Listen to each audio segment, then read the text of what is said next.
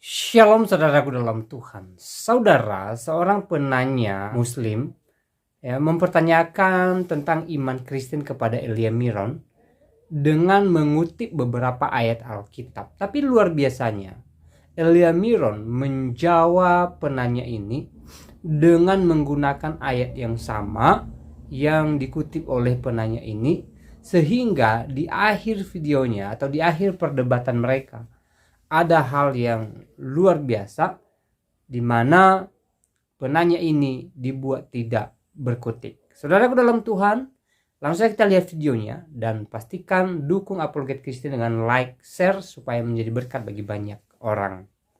Begini Kak, kalau saya baca di sini, malah justru kejahatan Yesus inilah kejahatan yang sangat besar kepada orang Romawi. Karena apa? Dia adalah mengaku sebagai raja orang Yahudi. Maka disinilah kejahatan yang terbesar. Makanya dia dianggap penjahat. Kenapa orang Kristen itu mendoktrin penjahat sebagai menebus dosa, Kak? Kalau di sini saya baca, jika kamu orang Yahudi, inilah raja orang Yahudi. Kalau dibaca di ayat sampai makanya sampai saya pernah mimpi Kak Elia, mimpi ini nggak tahu kebetulan atau kenapa, makanya saya prinsipnya saya nggak mau karena cuma mimpi saya pindah ke agama sebelah. Terus saat saya mimpi lagi yang kayak gitu, saya pindah-pindah, saya nggak mau, saya mau bener-bener tulus gitu loh, setia gitu loh sama apa yang saya cari kayak gitu. Karena saya tuh pernah mimpi, saya nggak tahu, cuman yang saya bisa sebut itu nama Tuhan kalian. Saya nggak tahu kenapa saya bisa bilang kayak gitu. Nah terus saya coba teringat salah satu ayat kalian di Alkitab. Siapakah Tuhanmu, gini. Pokoknya saya sebut nama Tuhan Yesus, entah kenapa tuh saya langsung saya yang mimpi itu 3 kali. Nah terus saya tanya nih sama apologet kalian, teman kamu Kak Elia, Kak Agatha. Tapi Kak Agatha bilang jangan cuma karena mimpi kamu masuk agama kita, jangan macam-macam kayak gitu ya. Tapi saya setuju karena saya pengen cari tahu kebenaran agama saya juga. Setelah saya cari kebenaran tentang agama saya, ternyata kebanyakan banyak yang ya itu tadi. Dan Ya, bisa saran saya sih apa ya, suami kamu, bisa gitulah. ya saran saya, betul kata Agatha, saran saya, kamu pelajari kembali agamamu, ya. Bagaimana dengan hati nuranimu? Bagaimana dengan ajaranmu? Kamu pelajari aja, bandingkan dengan ajaran Yesus. Yesus itu adalah Nah jalan itu dia. dan kebenaran. Nah makanya Dan jadi saya kalau nggak kamu, makanya Kak Elia, saya nggak mau masuk karena saya cuman mimpi doang gitu. Contoh hal misalkan saya masuk Kristen, tiba-tiba saya mimpi Islam, tiba-tiba saya pindah ke Islam. Terus di mana ini saya loh kayak gitu. Makanya saya benar-benar pengen cari tahu kebenarannya dulu kayak gimana. Setelah saya matang dan memang saya benar-benar fix, saya pengen masuk Kristen. Ini bukan rencana, tapi ini memang fix. Tapi saya bingung, Kristen kan banyak alirannya. Ada yang Protestan, Katolik, Ortodoks, kayak itu gitu. tidak jadi masalah. Aliran di kami itu tidak jadi masalah yang besar karena perbedaan aliran itu hanya karena perbedaan sekunder.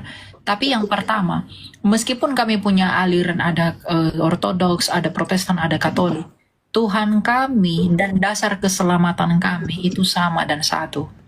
Jadi Tuhan orang Katolik, orang Protestan, orang Ortodoks itu sama. Keselamatan itu di Protestan, Ortodoks, Katolik itu sama. Hanya saja caranya menyembah, mengekspresikan penyembahan itu dan lain sebagainya itu ada perbedaan. Gitu. Yang penting adalah kamu mengenali dan di dalam Kristus dulu. Kalau kamu tidak di dalam Dia, kamu tidak akan bisa berbuat apa-apa.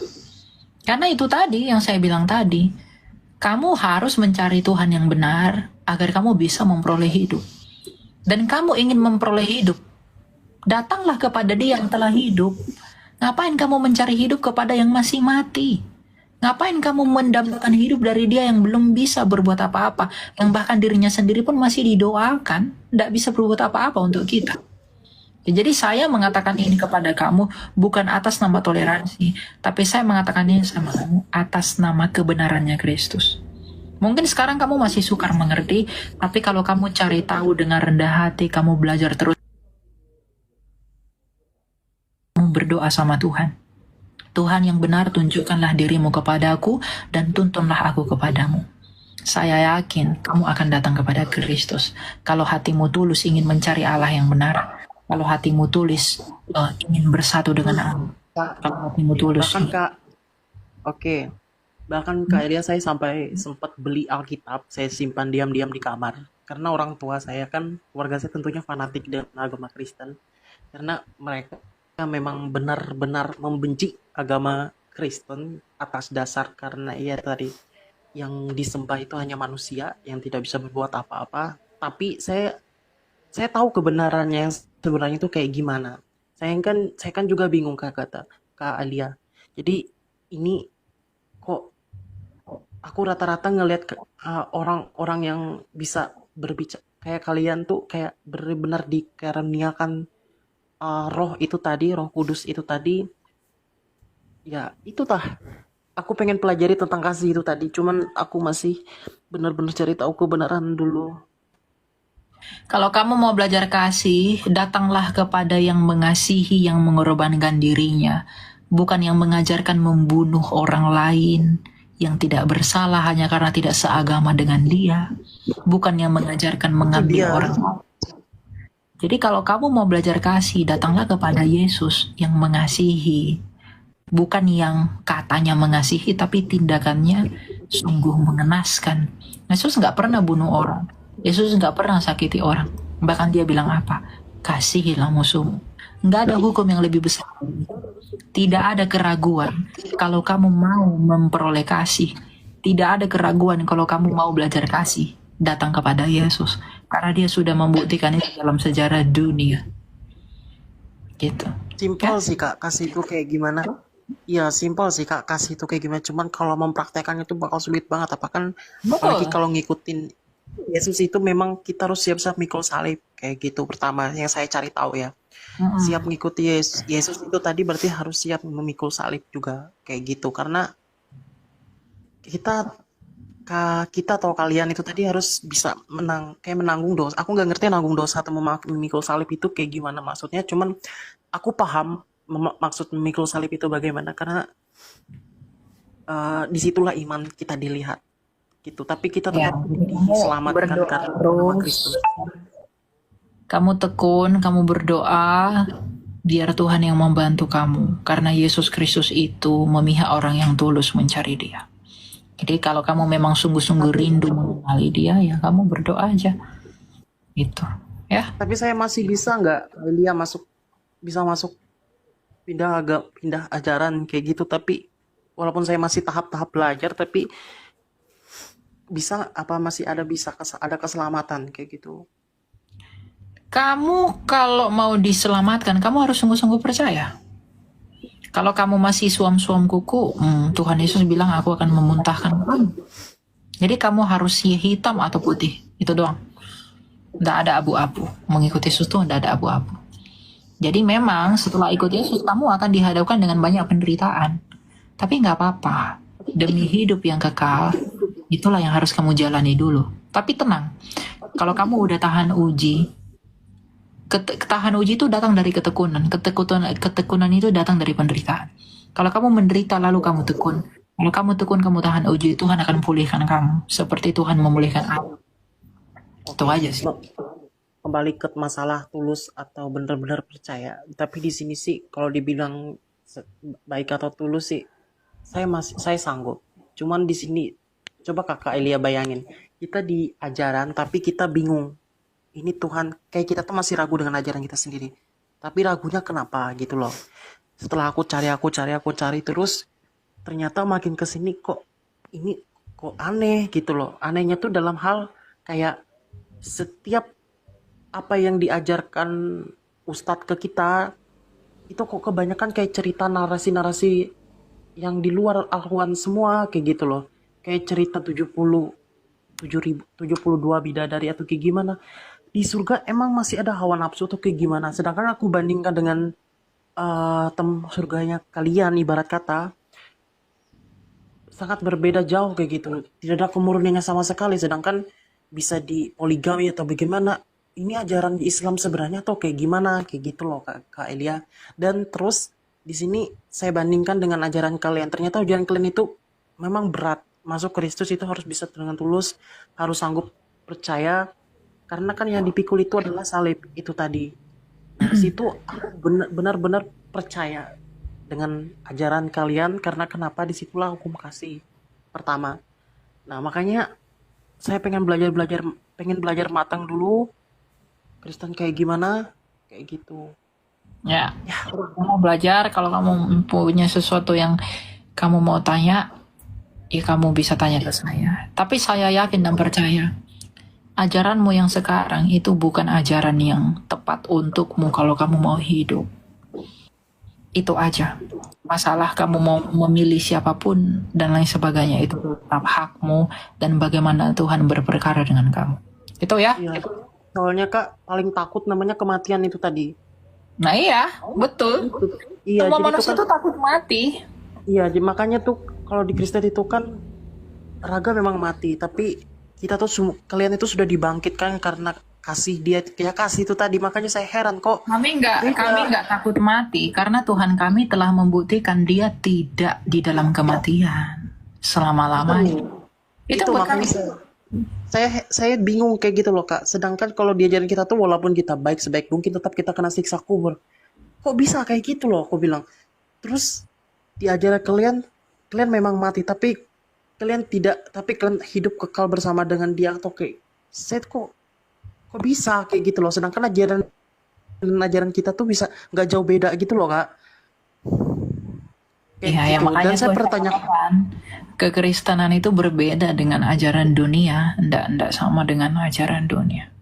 Jadi ya, pokoknya intinya kamu mencari aja dengan tulus, kamu pasti bertemu dengan Kristus. Jadi kalau kamu punya banyak hal yang mau ditanyakan, kamu bisa tanya kepada saya dan lain sebagainya. ya, Tapi yang penting sekarang kamu berdoa, kamu tekun dalam Tuhan, dan pada akhirnya Tuhan sendiri yang akan bantu kamu kalau kamu emang tulus. Itu aja, ya.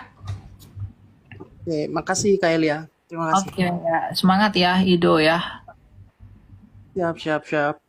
Iya, iya.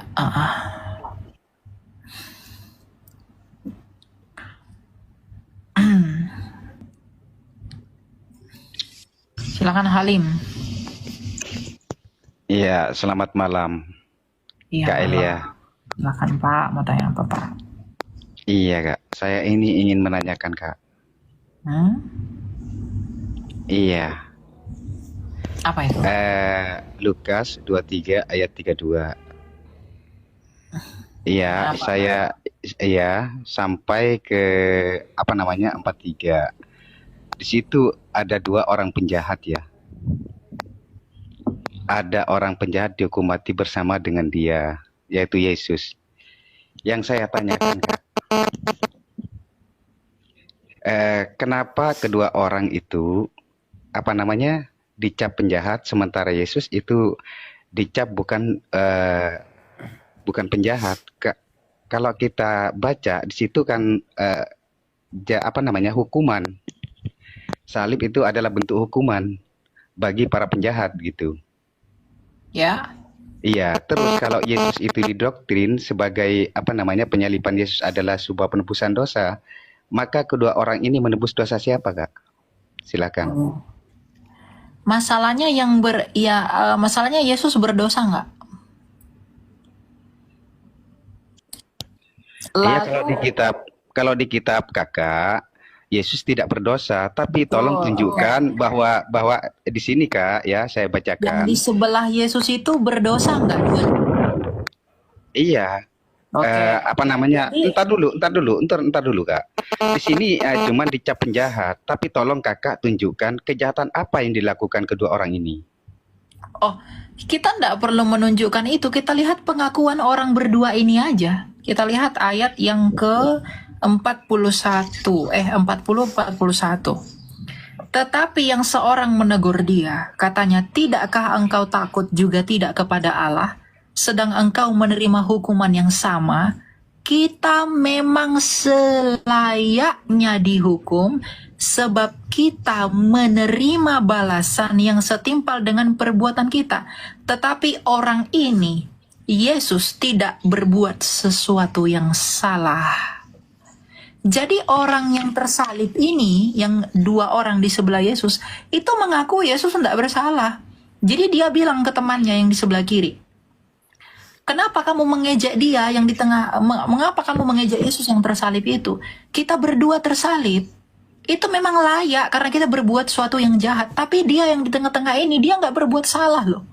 Nah, penebus manusia dari dosa hanyalah orang yang tidak bersalah. Masalahnya, yang dua itu mengaku sendiri bahwa mereka bersalah.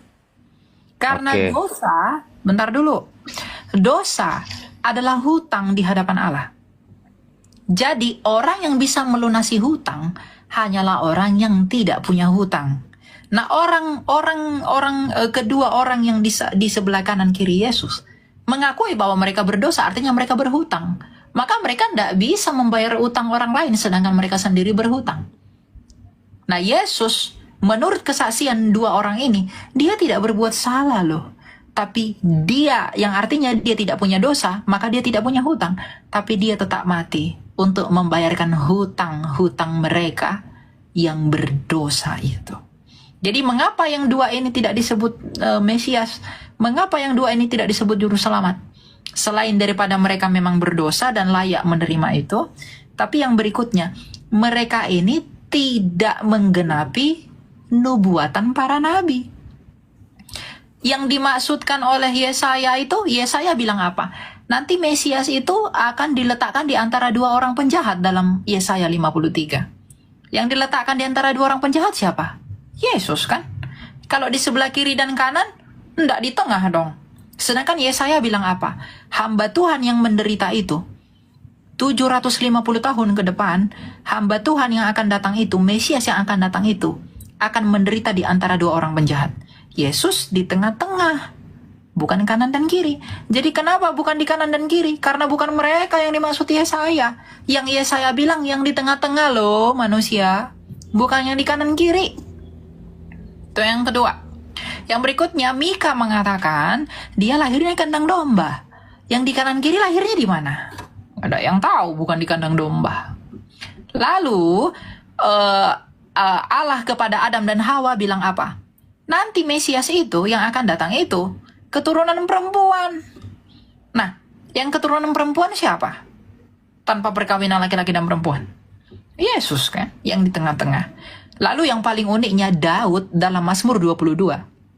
1000 tahun sebelum penyalipan Daud bilang apa?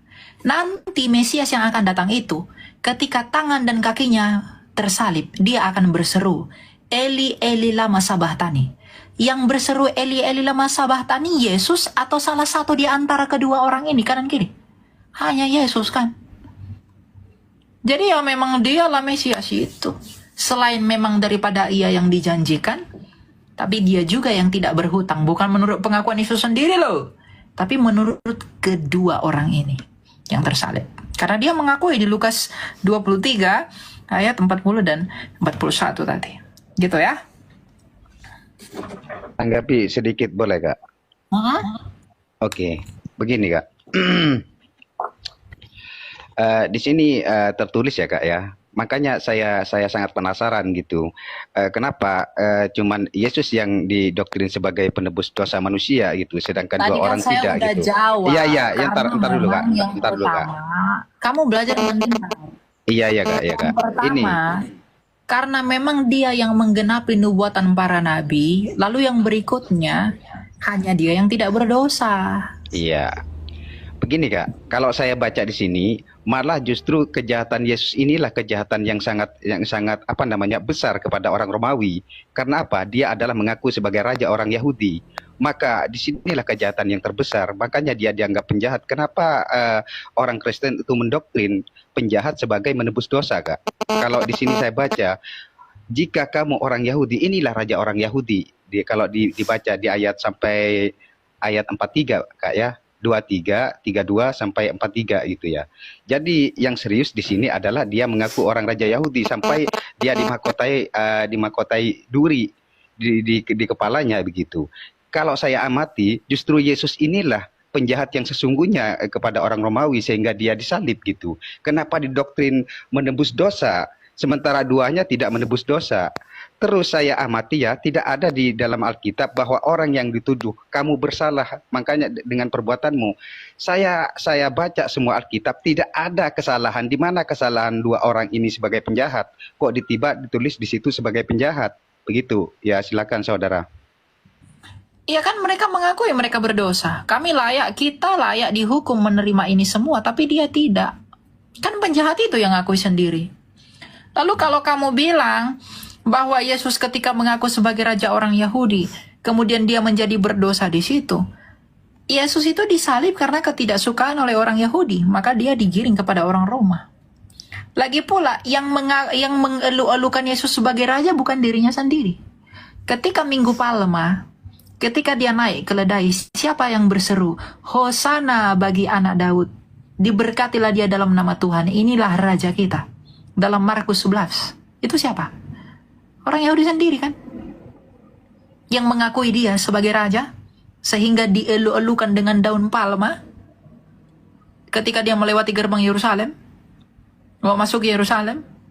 Jadi tidak Yesus yang ngaku-ngaku, orang yang mengangkat dia sebagai raja. Bahkan ketika orang ingin membuat dia sebagai Mesias pada waktu itu, seperti Mesias yang diinginkan oleh Israel, Tuhan Yesus menghilang begitu aja. Karena dia memang bukan Mesias seperti yang dianggap di dunia. Dia Mesias itu untuk penebus manusia dari dosa. Jadi konsepnya, Yesus penebus manusia dari dosa. Penebus itu harus tidak punya dosa. Itu siapa? Yesus. Atas bukti siapa? Orang yang tersalib aja mengakui dia nggak punya dosa. Gitu. Lalu bagaimana mungkin yang di sebelah? Lalu mengapa kami tidak menganggap yang keduanya ini tidak Mesias? Ya mereka bukan Mesias kok. Mereka tidak menggenapi satu nubuatan pun, dan kemudian mereka punya dosa. Yesaya bilang apa? Nanti Mesias kita tuh tidak berdosa dalam Yesaya 53. Siapa yang nggak berdosa? Hanya Yesus. Itu pun bukan pengakuannya sendiri. Orang Yahudi nggak bisa membuktikan. Pengadilan Roma, Pontius Pilatus juga bilang apa? Aku tak menemukan kesalahan apapun pada orang ini.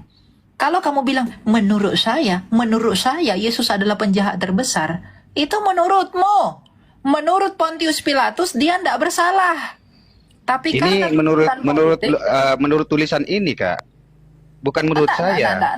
Enggak. Saya menurut tulisan ini, saya tidak butuh tafsiranmu. Pada masa itu, pengadilan Roma pun mengatakan, tak ada kesalahan pada orang ini, lalu kamu siapa? Pontius Pilatus nggak bisa membuktikan dia berdosa. Tetapi justru pengadilan Romawi ini yang memutuskan Yesus adalah penjahat, Kak. Di mana dalilnya dia penjahat? Ya di sini. Di mana? Ayat yang mana? Coba. Iya, di sini, Kak, ya. Dan ayat ada juga berapa? digiring dua orang lain. Ya ayat ini sampai ayat 23 sampai 32 sampai ayat 443 di situ. Coba baca. Kalau kita dan ada juga digiring dua orang lain, yaitu dua penjahat untuk dihukum mati bersama-sama dengan dia. Iya, ntar dulu. Iya. Coba tunjukkan kepada saya di mana orang-orang itu menganggap Yesus bersalah. Coba tunjukkan ayatnya.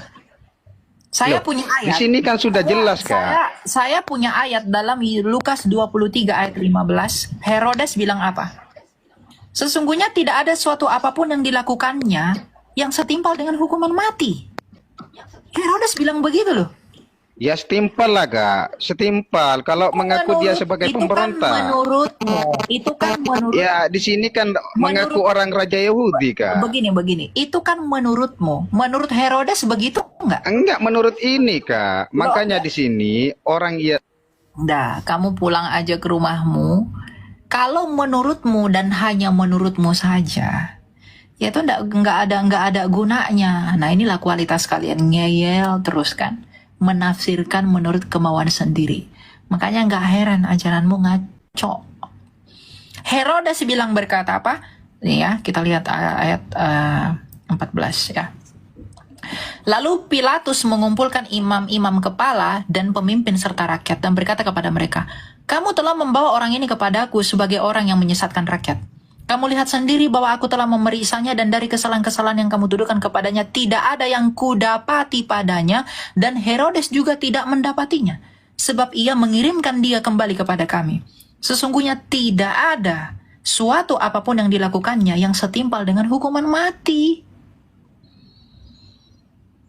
Itu pengakuan Pilatus, pengakuan Herodes yang mengatakan Yesus tidak bersalah.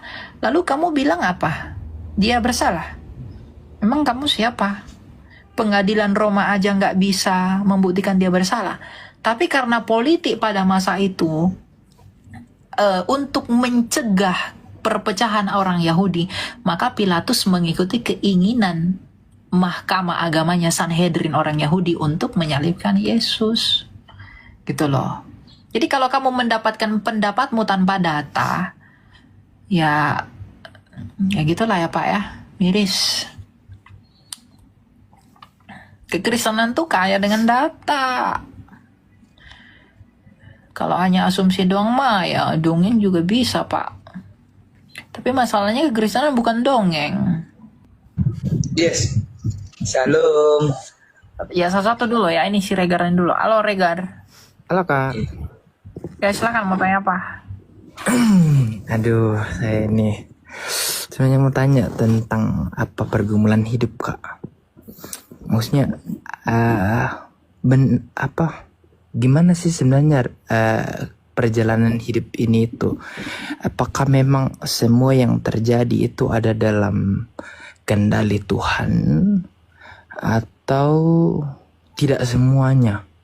Saya kemarin sempat melalui satu pergumulan yang menurut saya sampai kayak bilang begini, ini ada dalam rencana Tuhan gak sih? Kok saya maksudnya kayak nggak nyangka akan dikirimkan pergumulan yang kayak gitu. Nah, maksudnya itu yang kutanyakan Kak, kira-kira itu ada dalam kendali Tuhan gak sih? Atau memang hanya sebagai alat untuk digunakan menguji kita gitu? Mungkin bisa ya Kak di ini pertanyaannya. Iya, jawabannya yang udah ada yang kamu bilang tadi, itu adalah alat yang Tuhan izinkan untuk menguji kita. Menguji iman kita benar-benar sejati atau tidak. Sama seperti Ayub yang imannya itu diuji, di mana Tuhan mengizinkan pencobaan, mengizinkan penderitaan terjadi dalam hidupnya. Untuk menimbulkan apa? Ketekunan dan juga tahan uji bagi iman. Jadi kamu ya harus tahu bahwa Tuhan memang kadang mengizinkan penderitaan itu untuk memaksudkan kebaikan kita, yaitu kemurnian iman yang kita miliki kepada Dia.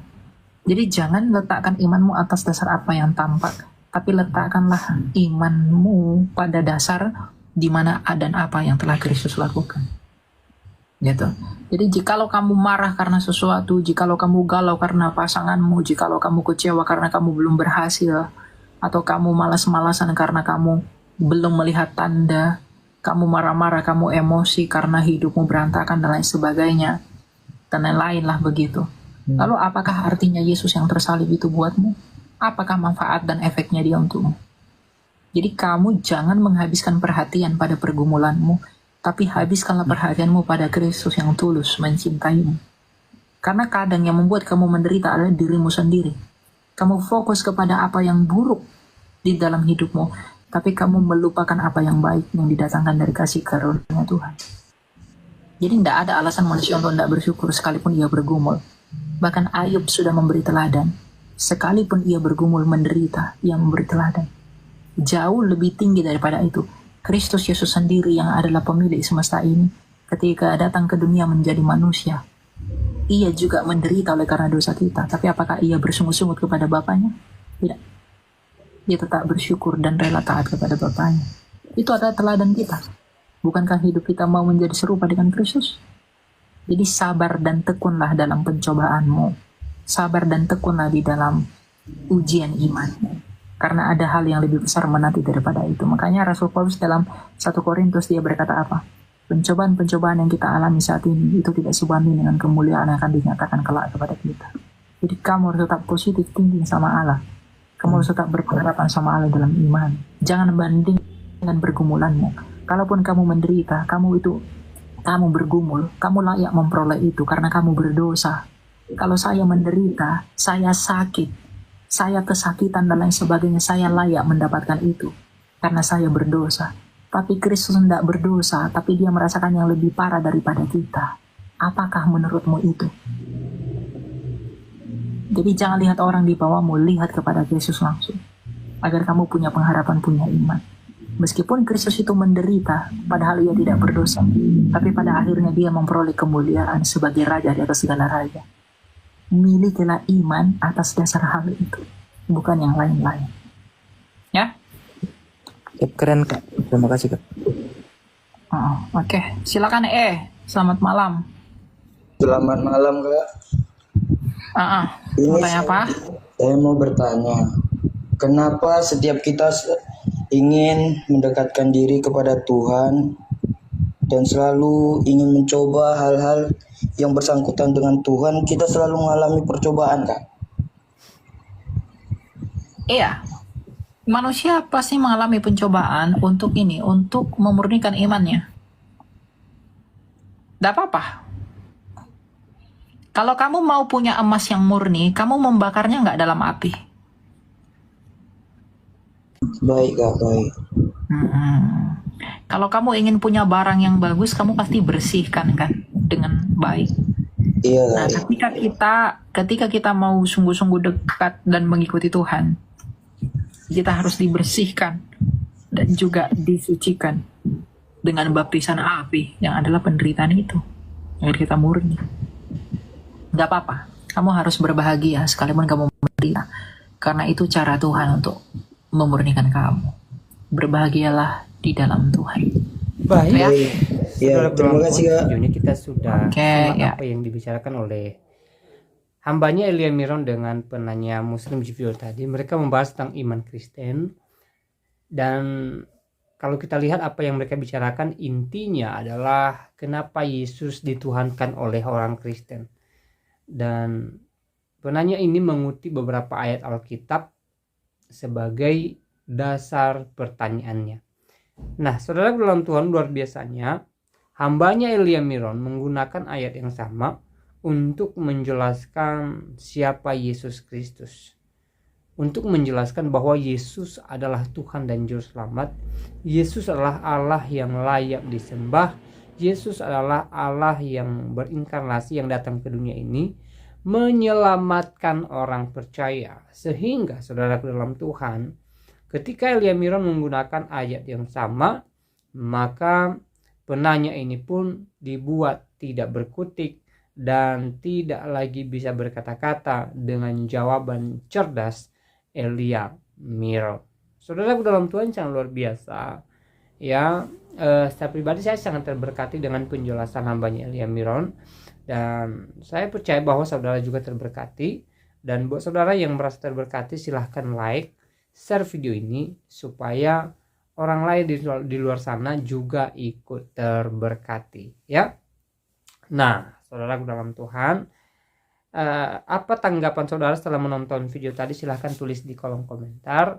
Tuliskan tanggapan atau komentar yang baik, yang positif, terutama tanggapan atau komentar yang memuji, memuliakan nama Tuhan di atas kerajaan surga. Dan semoga juga hari-hari ini kita tetap semangat, kita tetap